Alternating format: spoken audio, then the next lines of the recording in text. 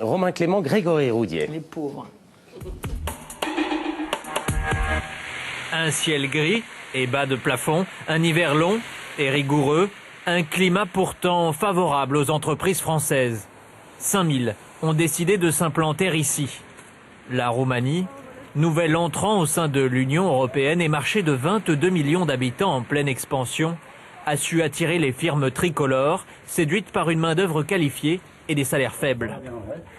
Stéphane Jean, entrepreneur breton ici en Hongrie, a justement rendez-vous avec celui qui lui a recommandé la Roumanie, terre d'Europe où la législation est flexible quant au temps de travail. Alors là, nous sommes en production sur de l'acier en fine épaisseur, comme vous voyez. Ici, un salarié effectue 40 heures, jusqu'à 48 avec les heures sup. Indispensable lorsqu'il faut répondre aux commandes de dernière minute des clients. Stéphane Jean s'est implanté ici en 2008. Les coûts sont plus faibles que dans son usine bretonne, même si l'essentiel de son activité y reste concentré.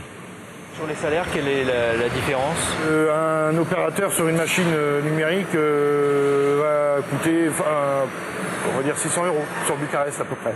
Alors qu'en France? Alors en France, c'est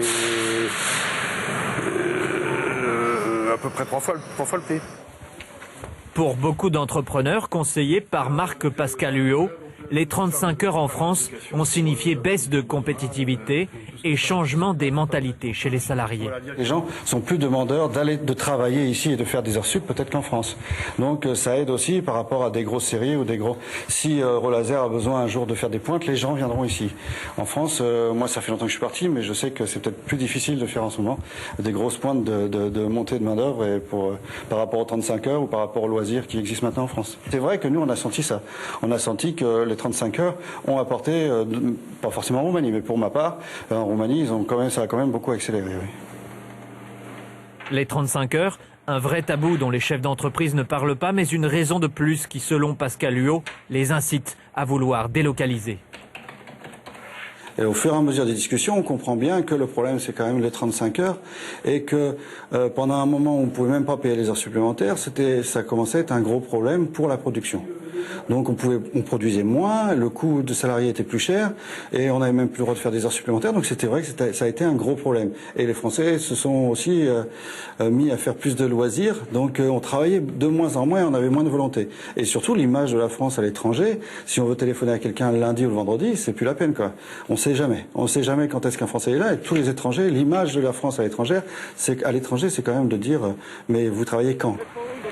L'heure de la Société des loisirs n'a pas encore sonné à Bucarest. Et la semaine des 35 heures est ici perçue comme un luxe incroyable, alors que le salaire moyen plafonne à 400 €. Quoi qu'il en soit, se réjouit Daniela Apollodzan, responsable de la Chambre de commerce franco-roumaine, les entreprises tricolores ont créé ces dernières années de très nombreux emplois dans le pays. Comment ça a été vu les 35 heures ici, en Roumanie? On ne comprenait pas. Donc, on ne comprenait pas comment dans un monde qui est aussi compétitif, une compétition qui est plutôt internationale, on peut arriver à réclamer 35 heures et rester encore compétitif. Dans ce pays en plein décollage économique, dirigé par une coalition de centre droit et où les syndicats restent très discrets, le pouvoir d'achat et la prospérité économique restent pour l'instant les priorités des Roumains,